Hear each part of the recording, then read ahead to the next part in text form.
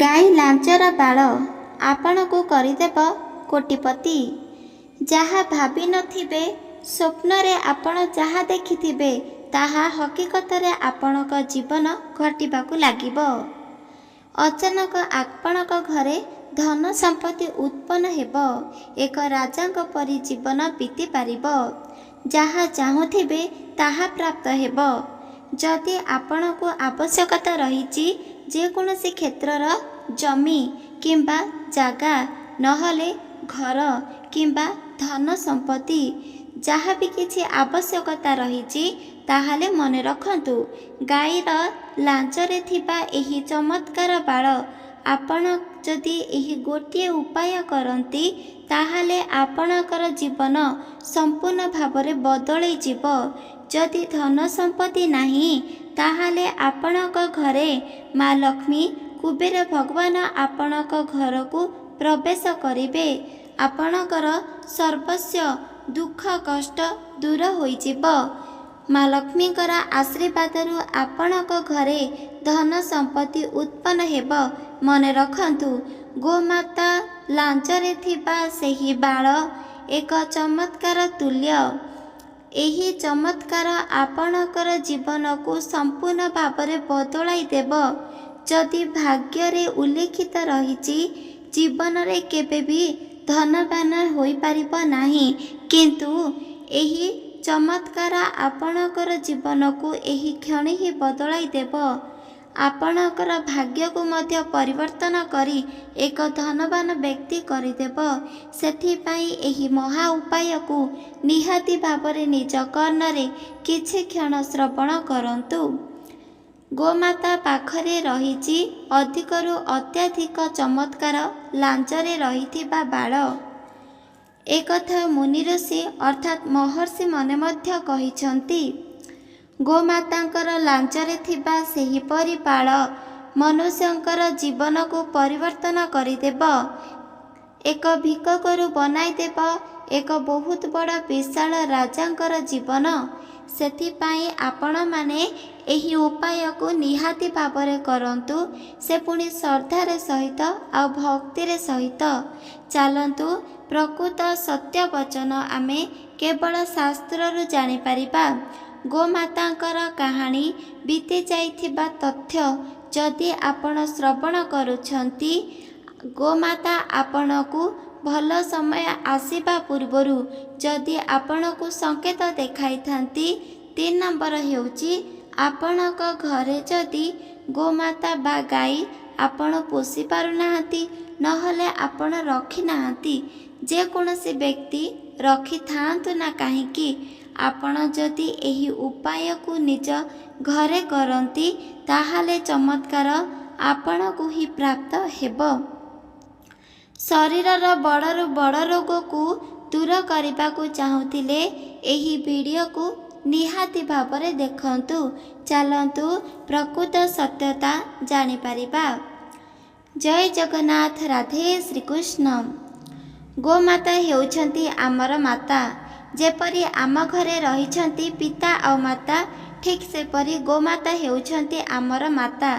ଗୋମାତା ସିଏ ଯିଏ ନିଜ ପିଲା ଭୋଜନ କରୁଥିବା କ୍ଷୀରକୁ ନିଜ ମୁଖରୁ ଛଡ଼ାଇ କେବଳ ଆମକୁ ଆଉ ଆମ ସନ୍ତାନ ମୁଖରେ ଦେଇଥାନ୍ତି। ଏହି ଅମୃତ କ୍ଷୀର ଗୋମାତା ତାହାକୁ କୁହାଯାଏ, ଯିଏକି ନିଜ ଛୁଆକୁ ଅତ୍ୟଧିକ କ୍ଷୁଧା ଲାଗୁଥିବା ବେଳେ ଆମର ଛୁଆକୁ ଆଉ ଆମକୁ ପରିପୂର୍ଣ୍ଣ କରି ଅମୃତ କ୍ଷୀରକୁ ପ୍ରଦାନ କରିଥାନ୍ତି। ଏକଥା ସତ୍ୟ ଅଟେ। ଯେଉଁ ଘରେ ଗୋମାତାକୁ ରଖନ୍ତି, ଗୋମାତାଙ୍କୁ ପାଳନ୍ତି, ପୋଷିଥାନ୍ତି, ସେହି ଘରେ ଧନର ଅଭାବ କେବେ ବି ଦେଖାଯାଇ ନଥାଏ। ସେହି ଘରେ ସଦାସର୍ବଦା ସୁଖ ସମୃଦ୍ଧି ପରିପୂର୍ଣ୍ଣ ରହିଥାଏ। ସେ ଘରେ ଧନ ସମ୍ପତ୍ତି ମଧ୍ୟ ଉତ୍ପନ୍ନ ହୋଇଥାଏ। ଏକଥା ସତ୍ୟ ଅଟେ। ଗୋମାତାଙ୍କ ପୁରା ଶରୀରରେ 33 କୋଟି ଦେବୀ ଦେବତା ବାସ କରନ୍ତି। ସେଥିପାଇଁ ଶାସ୍ତ୍ରରେ ଉଲ୍ଲେଖିତ ରହିଛି, ଯେକୌଣସି ପର୍ବପର୍ବାଣିରେ ଗୋମାତାଙ୍କୁ ରୁଟି ବା ଭୋଜନ सेवन करने देवा द्वारा बहुत किछि अशेष कृपा पुण्य प्रदान मिली थाए। सेथिपाई एही तथ्य को आपण माने मन रखंतु। गोमाता जो घरे रही सेही घरे सदा सर्वदा धनर वर्षा होई थाए। से घरे केबे भी अन्नर अभाव देखा दे न थाए।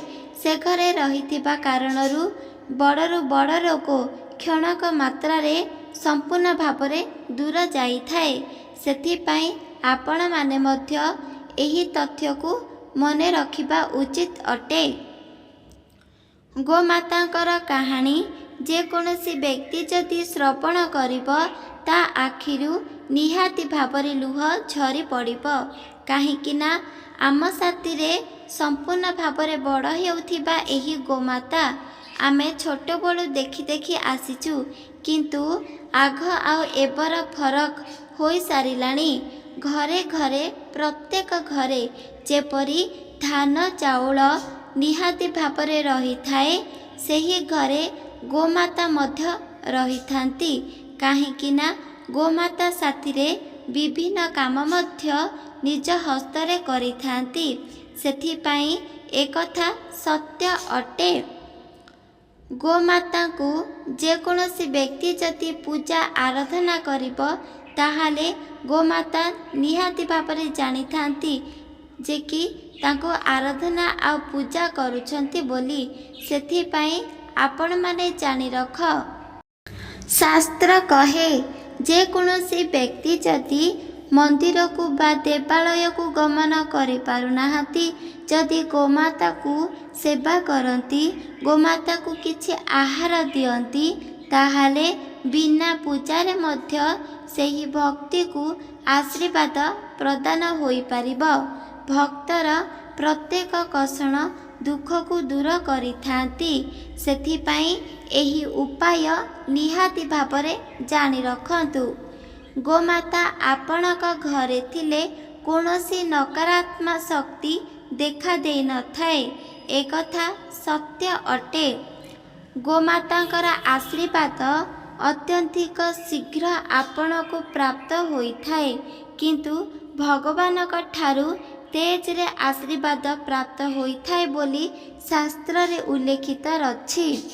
मनुष्य माने जेपरी निजर हिंसा गर्व मोह अहंकार रे संपूर्ण भावरे बुड़ी रहुचंती, ठीक सेपरी आपण माने जानी रखंतु मनुष्यंक परी प्रत्येक गोमाता नुहंती। काहाकू हिंसा गर्व मोह अहंकार केबे भी करंती नहीं, समस्त को समान देखंती। शास्त्र रे उल्लेखित अछि गोमाता जदि रास्ता रे जाउछंती आ चलला बेले जदि तांकर किछि धूली बा बाली आपणक घर आड़े प्रवेश करुची, ताहाले जानी रख सेही दिन ठारू आपणकर भाग्य संपूर्ण भावरे बदली जीव। आपणकर भाग्य नुह बरम आपण रखुथिबा धन संपत्ति सेही स्थान रे मध्य उत्पन्न हेब। केवल धन संपत्ति ता साथिरे टंका बा पैसा मध्य। एही तथ्य को आपण माने जानी रखंतु, ताहाले जाई आपणकर जीवन संपूर्ण भावरे परिवर्तन होई जीव। एकथा सत्य अटे। गोमाता को जदि घरे रखिछंती आउ तार सेवा करुछंती, ताहाले आपण को केउ सब पुण्य मिलिब चलंतु जानिबा। जो घरे गोमाता रहिछंती बा घर लोक माने जदि ताकू पोषिछंती बा निज घरे स्थान देइछंती, ताहाले सेही घरे केबे भी नकारात्मक शक्ति प्रवेश करि न थाए। सेही घरर लोक मानेकर जीवन सदा सर्वदा धनवान व्यक्ति होइथांती। जो घरे गोमाता रही थाए सेही घरे कोनोसी बापा माँ निसंतान होई न थांती। ताका घरे एक सुंदर संतानटिए जन्म होइथाए, जहाँकि विद्वान आउ ज्ञानी धार्मिक पुत्र मध्य संतान होइथाए। जो घरे गोमाता रही थाए सेही घरे लक्ष्मी नारायण मध्य वास करती। सेही घरे भगवान श्रीकृष्णकर आशीर्वाद अपरा रही थाए। ସେଥିପାଇଁ ଆପଣମାନେ ଏହି ଗୋଟିଏ କଥାକୁ ମନେ ରଖନ୍ତୁ। ଯଦି ଆପଣଙ୍କ ଘରେ ଗୋମାତା ନାହାନ୍ତି ତାହେଲେ ଆପଣଙ୍କୁ କେଉଁ ଏକ ସଂକେତ ଆସିବ, ତାଦ୍ୱାରା ଆପଣ ଜାଣିପାରିବେ ଆପଣଙ୍କ ଘରେ ଦେବୀ ଦେବତା ବାସ କରନ୍ତି। ମନେ ରଖନ୍ତୁ, ଯଦି ଆପଣଙ୍କ ଘରେ ଗୋମାତା ନାହାନ୍ତି, ଯେକୌଣସି ବି ଯାହାର ମଧ୍ୟ ଗୋମାତା ହେତୁ ନା କାହିଁକି, ଯଦି ଆପଣଙ୍କର ଘର ସାମ୍ନା ରାସ୍ତାରେ ଯଦି ଚାଲିକି ଯାଉଛନ୍ତି, ଚାଲିଲା ବେଳେ ଯଦି ସେହି ଧୂଳି ଆପଣଙ୍କ ଘରକୁ ପଡ଼ୁଛି ବା ଆପଣଙ୍କ ଘରେ ଆସୁଛି, ତାହେଲେ ଜାଣି ରଖ ଏହାଦ୍ୱାରା ଆପଣଙ୍କର ଭଲ ସମୟ ବା ଶୁଭ ସମୟ ଆସିଥାଏ। ଦ୍ୱିତୀୟତଃ ଆପଣଙ୍କ ଘରେ ଦେବୀ ଦେବତା ନିହାତି ଭାବରେ ବାସସ୍ଥାନ ବୋଲି ରହିଛନ୍ତି, ଏକଥା ଆପଣମାନେ ଜାଣିପାରିବେ। ଗୋମାତା ତାଙ୍କ ସନ୍ତାନକୁ କିପରି ଶିକ୍ଷା ଦେଖାଇଥାଏ ଚାଲନ୍ତୁ ଜାଣିବା। ପ୍ରତ୍ୟେକ ବାପା ମା ମାନେ ନିଜ ସନ୍ତାନକୁ ଶିକ୍ଷା ଦେଖାଇଥାନ୍ତି ଭଲ ରାସ୍ତାରେ ଯିବା ଆଉ ଧାର୍ମିକ କାମ କରିବା, ସତ୍ୟ ପଥରେ ଯିବା। ଠିକ୍ ସେପରି ଗୋମାତା ମଧ୍ୟ ତାଙ୍କ ସନ୍ତାନକୁ ଶିକ୍ଷା ଦେଖାଇଥାନ୍ତି। ମାଲିକ ହେଉଛନ୍ତି ଆମର ଭଗବାନ। ତାଙ୍କେ ଯାହା ବି କିଛି ସେବନ କରନ୍ତି ଆମକୁ ମଧ୍ୟ ସେସବୁ ଖାଦ୍ୟ ଦେଇଥାନ୍ତି।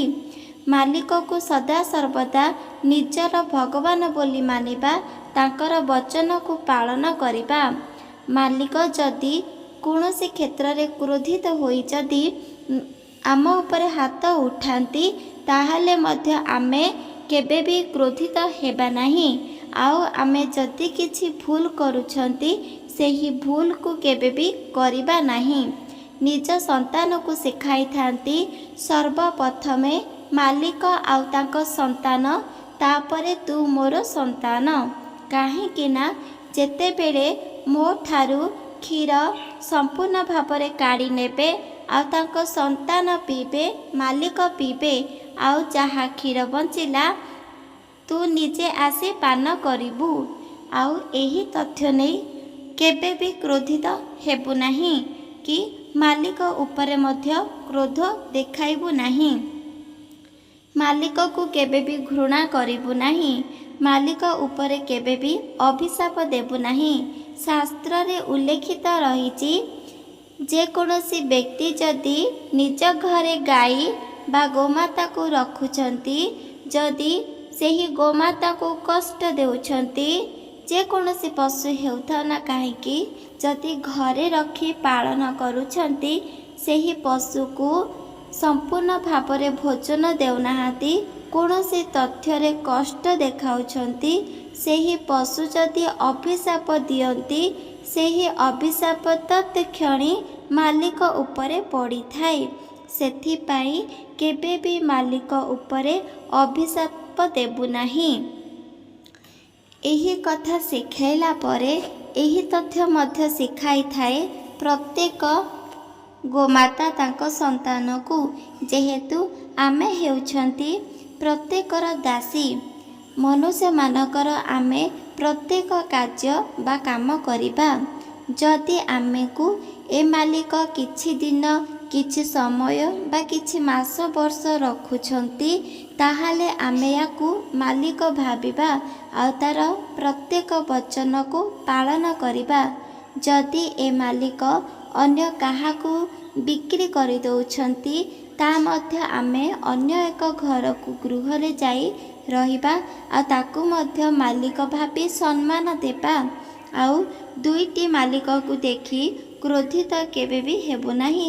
କାହା ଉପରକୁ ଅଭିଶାପ ଦେବୁ ନାହିଁ କି କାହାକୁ କଟୁ ବଚନ ତଥ୍ୟ ନିଜ ମନରୁ ଭାବିବୁ ନାହିଁ। ଏହି ତଥ୍ୟ ଗୋମାତା ତାଙ୍କ ନିଜ ସନ୍ତାନକୁ ଦେଖାଇଥାନ୍ତି କେବଳ ମାଙ୍କ ପରି। ଯେମିତି ଆମ ମା' ମାନେ ଆମକୁ ଶିଖାଇଥାନ୍ତି, ଠିକ୍ ସେପରି ଗୋମାତା ମଧ୍ୟ ତାଙ୍କ ସନ୍ତାନକୁ ଶିଖାଇଥାନ୍ତି। ଗୋମାତା ଦେଖାଇଥାନ୍ତି ଭଲ ସମୟ ଆପଣଙ୍କ ଘରକୁ ଶୀଘ୍ର ଆସିବାର କିଛି ଯେମିତି ଆପଣ ମନେ ରଖ, ସଂକେତରୁ ଆପଣ ଜାଣିପାରିବେ ଗୋମାତା ଆପଣଙ୍କୁ ଦେଖାଉଛନ୍ତି ଆପଣଙ୍କ ଘରକୁ ଶୁଭ ଖବର ଆସିବାରୁ। ସର୍ବପ୍ରଥମ ସଂକେତ ହେଉଛି, ଯଦି ଗୋମାତା ଆପଣଙ୍କ ଘର ଆଡ଼କୁ ବାରମ୍ବାର ଚାହୁଁଛି, ବାରମ୍ବାର ଆପଣଙ୍କ ଘରକୁ ଦେଖୁଛି, ନହେଲେ ଆପଣଙ୍କୁ ଦେଖୁଛି, ତାହେଲେ ଜାଣି ରଖ ଶୁଭ ସମୟ ଆପଣଙ୍କର ଆସିଯାଇଛି। ଦ୍ୱିତୀୟ ହେଉଛି, ଯାହାର ମଧ୍ୟ ଗୋମାତା ହେଉ, ଯଦି ଆପଣଙ୍କ ପାଖକୁ ଆସୁଛି କିମ୍ବା ଆପଣଙ୍କ ଘରକୁ ଯଦି ଆସୁଛି, ତାହେଲେ ସେହି ଗୋମାତାକୁ ଖାଲି ହସ୍ତରେ ଫେରାନ୍ତୁ ନାହିଁ। ଯାହା ବି କିଛି ବି ହେଉଥାଉ ନା କାହିଁକି ଖାଦ୍ୟ ଗୋମାତାକୁ ଦିଅନ୍ତୁ, ତାଦ୍ୱାରା ଆଶୀର୍ବାଦ ଆପଣଙ୍କୁ ପ୍ରାପ୍ତ ହେବ। ଏବେ ଜାଣି ରଖନ୍ତୁ, ଯଦି ଆପଣଙ୍କ ଘର ସାମ୍ନାରେ ଗୋମାତା ତାର କୁନି ବାଛୁରୀକୁ ଯଦି କ୍ଷୀରପାନ କରାଉଛି, ତାହେଲେ ମଧ୍ୟ ଆପଣଙ୍କର ଶୁଭ ସମୟ ଏହି କ୍ଷଣି ହିଁ ପ୍ରାପ୍ତ ହେବ। ଏହାଦ୍ୱାରା ଆପଣମାନେ ଜାଣିପାରିବେ। ଏକଥା ସତ୍ୟ ଅଟେ, ଗୋମାତା ସମସ୍ତଙ୍କର ଭଲ ଚିନ୍ତା କରନ୍ତି, କାହାର ମଧ୍ୟ ଅଶୁଭ ଚିନ୍ତା କରନ୍ତି ନାହିଁ। କିଛି ମନୁଷ୍ୟ ଅଛନ୍ତି ଏହି କଳିଯୁଗରେ, ଯଦି ଯେକୌଣସି ଗାଈ ବା ଗୋମାତା କିମ୍ବା ପଶୁ ଯଦି କିଛି ଖାଦ୍ୟ ଫସଲ ସେବନ କରନ୍ତି, କ୍ରୋଧରେ ଯାଇ ତାକୁ ଦଣ୍ଡ ଦିଅନ୍ତି, କଷ୍ଟ ଦିଅନ୍ତି, ଆଉ ଯନ୍ତ୍ରଣା ଦିଅନ୍ତି, ତା ଉପରକୁ ହାତ ଉଠାନ୍ତି। ଶାସ୍ତ୍ରକୁ ପଢ଼, ତାହେଲେ ନିହାତି ଭାବରେ ଜାଣିପାରିବେ। ଘରେ ଯେକୌଣସି ମୂର୍ତ୍ତି ଫଟୋକୁ ଆପଣମାନେ ପୂଜା ଆରାଧନା କରୁଛନ୍ତି, ସେ ଭିତରୁ କୌଣସି କାର୍ଯ୍ୟ ହେବ ନାହିଁ। ଯଦି ଆପଣ ଯେକୌଣସି ପଶୁକୁ ଆଘାତ ଦେଇଛନ୍ତି, କଷ୍ଟ ଆଉ ପୀଡ଼ା ଦେଇଛନ୍ତି, ମନେ ରଖ 7 ଜନ୍ମର ପୁଣ୍ୟ ମଧ୍ୟ ଅଣ୍ଟିବ ନାହିଁ।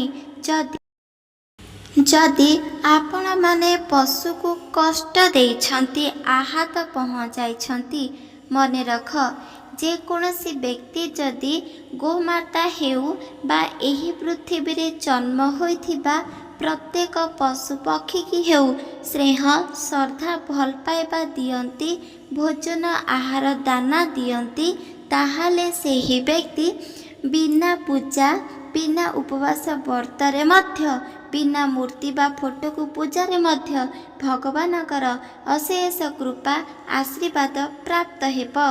ଆଉ ପରବର୍ତ୍ତୀ ଜନ୍ମ ତାକୁ କୌଣସି ପଶୁପକ୍ଷୀ କୀଟପତଙ୍ଗ କିମ୍ବା ମନୁଷ୍ୟ ଜନ୍ମ ନେବାକୁ ପଡ଼ିନଥାଏ, ବରଂ ଏକ ସୁନ୍ଦର ଏକ ପରମାତ୍ମା ହୋଇ କେବଳ ଭଗବାନଙ୍କ ପାଖରେ ହିଁ ବାସସ୍ଥାନ ହୋଇ ରହିଯିବେ।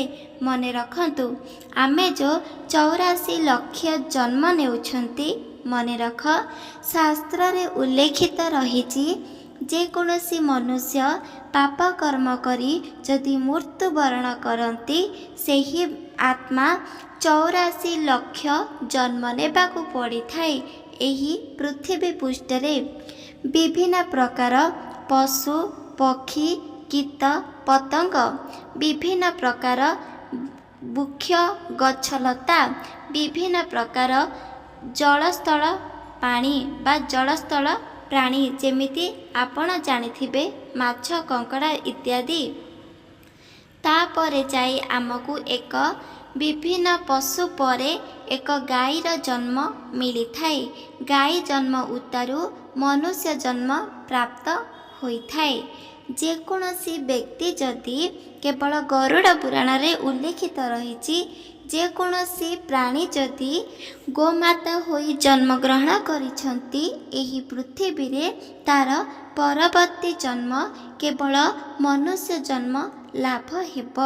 ସେଥିପାଇଁ ଜାଣି ରଖନ୍ତୁ, ଗୋଟିଏ ପରମା ଆତ୍ମା କାହିଁ କେତେ ଲକ୍ଷ ଜନ୍ମ ନେଇ ପୁଣି ଏକ ଗୋମାତା ହୋଇ ଜନ୍ମ ହୋଇଛି। ଆଉ ଯଦି ସେହି ଗୋମାତାକୁ ତୁମେ କଷ୍ଟ ଦେବ, ଯନ୍ତ୍ରଣା ଦେବ, ତାହେଲେ ତାହାର ଦଣ୍ଡ ଆଉ କଷ୍ଟ, ତାର ଯନ୍ତ୍ରଣା परवर्ती समय 5 गुण अधिक होई केवल आपणकु ही प्राप्त मिलिब। मन रखंतु सेथिपाई गोमाता हेउ बा जेकोसी पशु हेउ काहाकु मध्य कष्ट जंत्रणा दियंतु नाही। मन रखंतु सेमानकर रूपरे मध्य आमे जन्म होइछंती आउ एबे मनुष्य जन्म नेइछंती। ताहाले आमे कोन सेमानकु कष्ट जंत्रणा देबा ना कि सेमानकु दलिकी मारिबा ना कि आमे सेमानकर भल भावरे जत्न नेबा स्नेह प्रेम देबा आउ तांकु भोजन देबा। निहाती भावरे कमेंट माध्यम रे जणांतु। एबे चलंतु जानिबा आपण जदि निजर भाग्य को बदलाइबाकु चाहुचंती ताहाले जानि रख गोमाता पाखरे 33 कोटी देवी देवता रही थांती। आपण जदि गोमाता को शरीरर जेकोसी स्थान को जदि मारिब स्वयं गोमाता को तो एहार कष्ट हेब आ जंत्रणा ता साथिरे देवी देवता को मध्य कष्ट आ जंत्रणा हेब। सेथिपाई जदि तुमे प्रत्येक दिन गोमाता को स्पर्श करी निज मस्तक लगाइब ताहाले स्वयं मंदिर को जाई भगवान मूर्ति फोटो को आपण स्पर्श करी जेमेती निज मुंडरे लगाउछंती ठीक सेतिकी आशीर्वाद प्राप्त हेब। सेथिपाई एही तथ्य आपण माने जानि रख। जदि कौनसी व्यक्ति निज शरीरर सबुदिन पाई रोग को दूर करबा पाई चाहुचंती ताहाले गोमातांकर लांचरे थिबा एमिति बाल को उपाड़ी दियंतु। केवल 3टी बाल मन रख। देहर संपूर्ण रोग को जदि दूर करबा पाई चाहुचंती गोमातार 3टी बाल को लांचर बाल को उपाड़ंतु। आउ गोटिए धला होइथिबा कपड़ारे एही 3टी बाल को रखंतु। आपण सेही बाल बा चुट्टी को निज गलारे पिंधि पारिबे, निज अंटारे पिंधि पारिबे, नहले निज हस्तरे बांधि पारिबे। एमिति जदि करिबे ताहाले आपणक घरे बा आपणक शरीर रे केबे भी कौनसी रोग मध्य स्पर्श करि पारिबो नाही। एहा सत्य अटे। निज शरीरर संपूर्ण रोग को दूर करिबा पाई चाहुथिले एही उपाय को निहाती भावरे करंतु। ताहाले जाई आपणकु अधिकरु अत्याधिक पुण्य प्राप्त मिली पारिबो। आपणकु जदि विश्वास हेउ नाही ताहाले थरुटिए परीक्षा करी देखंतु तापरे आपण जानि पारिबे। एबे चलंतु जानिबा जदि आपणक घरे सदा सर्वदा कली झगड़ा लागी रहुची, जदि आपणकु लागुची जेकोसी शत्रु जदि बढ़ी जाइछि किंबा आपणक उपरे गुणी तंत्र मंत्र जदि प्रयोग करिछि ताहाले सेही तंत्र विद्या को किपरि काटु करिबे मने रख। गाईर लांचरे थिबा चुट्टी बा बाल को 7टी बाल को आपण उपाड़ी दियंतु। मने रख 7टी बाल को उपाड़ी दियंतु। आपण जेकोसी भी ढागा नियंतु। मने रख ढागा लाल कलर हेउथाउ बा ढागा धला कलर हेइथाउ नहले नील कलर हेइथाउ एही 3टी कलरर ढागा नियंतु। सेही ढागरे 3टी कलर जेकोसी भी गोटे कलर नियंतु। सेही कलरर ढागरे एही 7टी गाई लांचर चुट्टी को गुराई दियंतु। मने रख एही 7टी गुरा हेइथिबा एही सूता को आपण शनिवार दिन नहले मंगलवार दिन आपणक मुख्य द्वार पाखरे बांधि दियंतु। ता पर दिनठू आपण देखि पारिबे आपणक घर को कौनसी भी व्यक्ति गुणी तंत्र विद्या प्रयोग केबे भी करि पारिबो नाही।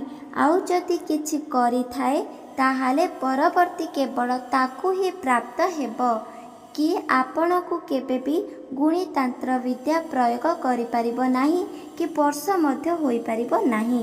କେବଳ ଶତ୍ରୁକୁ ଉପରେ ପ୍ରୟୋଗ ହୋଇଯିବ। ଏହି ଉପାୟ ନିହାତି ଭାବରେ କରନ୍ତୁ। ଯଦି ଆପଣଙ୍କର ନିଜର ଭାଗ୍ୟକୁ ପରିବର୍ତ୍ତନ କରିବାକୁ ଚାହୁଁଛନ୍ତି, ନିଜେ ଯଦି ଧନବାନ ବ୍ୟକ୍ତି ହେବାକୁ ଚାହୁଁଛନ୍ତି, ଆପଣଙ୍କ ଘରେ ଯଦି ଧନ ସମ୍ପତ୍ତି ସୁନା ଅଳଙ୍କାର ସଦା ସର୍ବଦା ଉତ୍ପନ୍ନ ହେବ ବୋଲି ଭାବୁଛନ୍ତି, ତାହେଲେ ଏହି ଉପାୟକୁ କରନ୍ତୁ। ଆପଣଙ୍କ ଘରେ ହୋଇଯିବ ଧନର ବର୍ଷା, ଧନର ସୁଅ ଛୁଟିବ। ମା ଲକ୍ଷ୍ମୀ ନାରାୟଣ ଆପଣଙ୍କ ଘରକୁ ପ୍ରବେଶ କରିବେ। ତ ଜାଣି ରଖନ୍ତୁ, ଆପଣମାନେ 11ଟି ଗାଈର ଲାଞ୍ଜରେ ଥିବା ଚୁଟି ବା ବାଳକୁ ଉପାଡ଼ି ଦିଅନ୍ତୁ। ମନେ ରଖ, ଗାଈର ଲାଞ୍ଜରେ ଥିବା ବାଳକୁ ଉପାଡ଼ି ଦିଅନ୍ତୁ।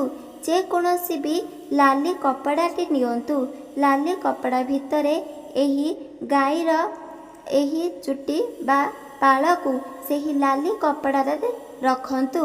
ତାପରେ ଆପଣ ଲାଲି କପଡ଼ାରେ ଗୋଟିଏ ତୁଳସୀ ପତ୍ରଟିଏ ରଖନ୍ତୁ। ଗୋଟିଏ ତୁଳସୀ ପତ୍ର ସମ୍ପୂର୍ଣ୍ଣ ଭାବରେ ବାଇ ଦିଅନ୍ତୁ। ଗୋଟିଏ ଛୋଟ ଆକାର ପୁଟୁଳିଟିଏ ବନାନ୍ତୁ। ଯେମିତି ଗୋଟିଏ ଲାଲ କପଡ଼ାଟେ ନେଇଥିବେ, ତା ଭିତରେ କିଛି ଗାଈର ରୁମ ବା ଚୁଟିକୁ ରଖିଥିବେ, ଆଉ ଗୋଟିଏ ତୁଳସୀ ପତ୍ର ରଖିଥିବେ। ସମ୍ପୂର୍ଣ୍ଣକୁ ସମ୍ପୂର୍ଣ୍ଣ ଭାବରେ ବାନ୍ଧି ଦିଅନ୍ତୁ। ତାପରେ ଏହି ବନ୍ଧା ପୁଟିଲିକୁ ଆପଣଙ୍କ ନିଜ ଅଣ୍ଟାରେ ଲଗାନ୍ତୁ, ନିଜ ହସ୍ତରେ ବାନ୍ଧନ୍ତୁ, ନିଜ ବେକରେ ଗଳାଇ ଦିଅନ୍ତୁ। ତା ପରଦିନଠୁ ଆପଣ ନିଜେ ଅନୁଭବ କରିପାରିବେ ଆପଣଙ୍କ ଘରେ ଧନ ସମ୍ପତ୍ତି ଉତ୍ପନ୍ନ ହେବ। ଆପଣଙ୍କ ଘରେ ସୁନା ଅଳଙ୍କାର ସଦା ସର୍ବଦା ବଢ଼ିବାକୁ ଲାଗିବ। ଯଦି ଆପଣଙ୍କ ଘରେ ଯଦି ଚାହୁଁଛନ୍ତି ଯେକୌଣସି ଜାଗାରୁ ଯଦି ଜାଗା କିଣିବା ପାଇଁ ବା ଜମି କିଣିବା ପାଇଁ, ଘର କିଣିବା ପାଇଁ, କିନ୍ତୁ ବିଲକୁଲ ଆପଣଙ୍କର ଭାଗ୍ୟରେ ଯଦି ଏସବୁ ନାହିଁ, ତାହେଲେ ଏହି ଉପାୟକୁ ନିହାତି ଭାବରେ କରିଦିଅନ୍ତୁ। ଦେଖିବେ ତା ପର ଦିନଠୁ ହିଁ ଆପଣଙ୍କର ଭାଗ୍ୟ ସମ୍ପୂର୍ଣ୍ଣ ଭାବରେ ଧୀରେ ଧୀରେ ବଦଳିବାକୁ ଲାଗିବ। ଧୀରେ ଧୀରେ କରି ଆପଣ ଗୋଟେ ପରେ ଗୋଟେ ଜମି, ଯେକୌଣସି ଜାଗା, ଘର, ଟଙ୍କା, ସୁନା, ସର୍ବସ୍ୱ ଜିନିଷ ଆପଣ ଗୋଟି ଗୋଟି କରି କିଣିପାରିବେ।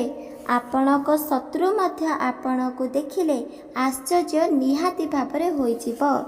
ଏହି ଉପାୟକୁ କେବେ ବି ହାତଛଡ଼ା କରନ୍ତୁ ନାହିଁ। କାହିଁକି ନା ନିଜ ଭାଗ୍ୟକୁ ଯଦି ପରିବର୍ତ୍ତନ କରିବାକୁ ଚାହୁଁଛନ୍ତି, ତାହେଲେ ନିଜ ହସ୍ତରେ ଅଛି। ଏହି ତଥ୍ୟ ଆପଣମାନେ କେବେ ବି ଭୁଲନ୍ତୁ ନାହିଁ।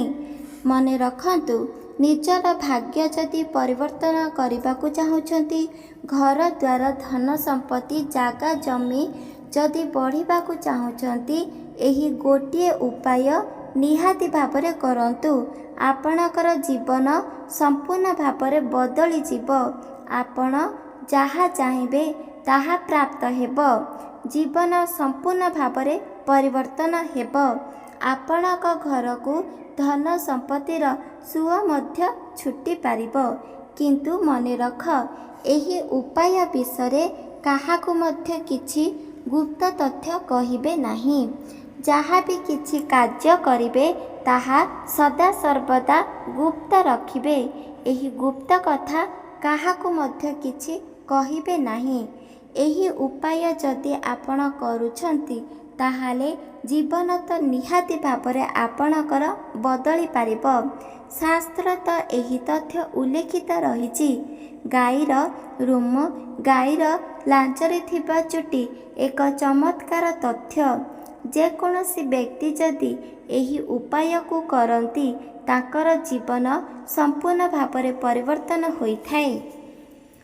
ଏହି ସଂସାରରେ ଜନ୍ମ ହେତୁ ଆମ ଜୀବନରେ ଯେକୌଣସି ବି ଗରିବତା, ଦୁଃଖ, କଷ୍ଟ ଆସିଥାଏ।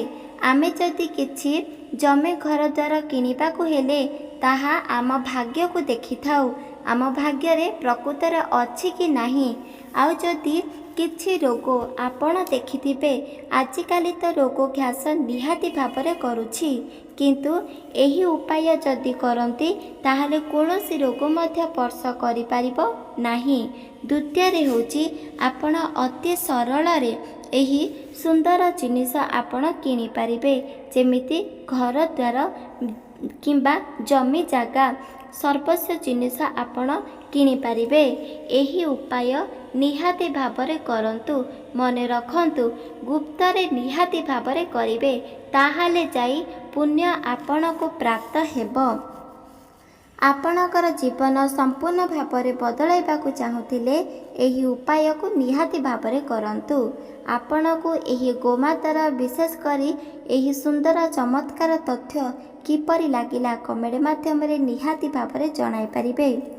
ଏହି ଭିଡ଼ିଓ ଯଦି ଆପଣମାନଙ୍କୁ ଭଲ ଲାଗିଛି ଚ୍ୟାନେଲକୁ ସବସ୍କ୍ରାଇବ୍ କରିଦେବେ, ଲାଇକ୍ କରିଦେବେ, କମେଣ୍ଟ ମଧ୍ୟ କରିବେ। ରହୁଛି ଜୟ ଜଗନ୍ନାଥ, ଜୟ ମା ଲକ୍ଷ୍ମୀ, ଜୟ ଶ୍ରୀକୃଷ୍ଣ, ରାଧେ ରାଧେ ରାଧେ ଶ୍ରୀକୃଷ୍ଣ।